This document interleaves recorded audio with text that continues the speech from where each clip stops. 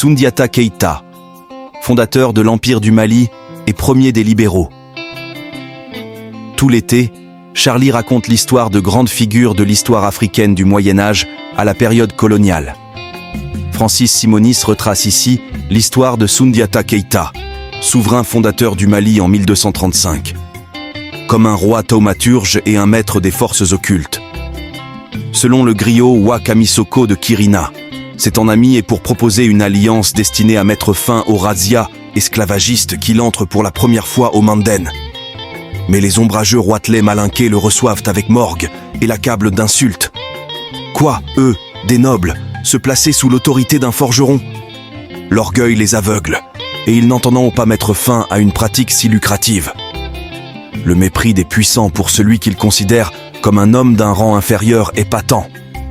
Qu'importe, répond Soumaoro. S'ils ne veulent pas de son alliance, c'est par la force qu'il la leur imposera. La guerre éclate aussitôt, longue et cruelle, limite de l'Empire du Mali. À 9 reprises, Soumaoro ravage le Manden, vêtu, dit-on, d'un pantalon et d'une tunique en peau d'homme. Vaincu et apeuré, Dankaran Touman s'enfuit vers le Kissidougou, le pays du salut, laissant un pays en ruine aux mains de ses ennemis. Les Malinqués se souviennent alors qu'il a un frère, Soundiata, et envoient une ambassade qui le retrouve au Sahel, où il s'est installé. Celui qu'on appelle aussi Sambon, le maître chasseur, accepte sans se faire prier de voler au secours de son peuple.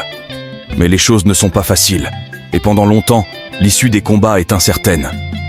Il faudra que Soumaoro perde l'appui de son chef de guerre, son neveu Fakoli Doumbia, qui rejoint le camp de Soundiata après qu'il lui a pris son épouse, et que la sœur de Sambon, Nana Triban, découvre le secret de la protection magique du roi forgeron, auquel elle a tout été donné en mariage pour que Soumaoro soit finalement vaincu à Kirina, à une trentaine de kilomètres au sud de Bamako.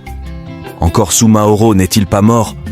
Selon la légende, il se serait enfui à Koulikoro, où il aurait disparu dans une grotte, à moins qu'il ne se soit changé en pierre. Au lendemain de la victoire, que l'on s'accorde généralement à situer vers 1235, les chefs de guerre de Sosso sont passés par les armes, et l'armée se met en route pour Dakadialan, où Soundiata est fait Manden Massa, souverain de ce Manden qui sera bientôt connu sous le nom de Mali.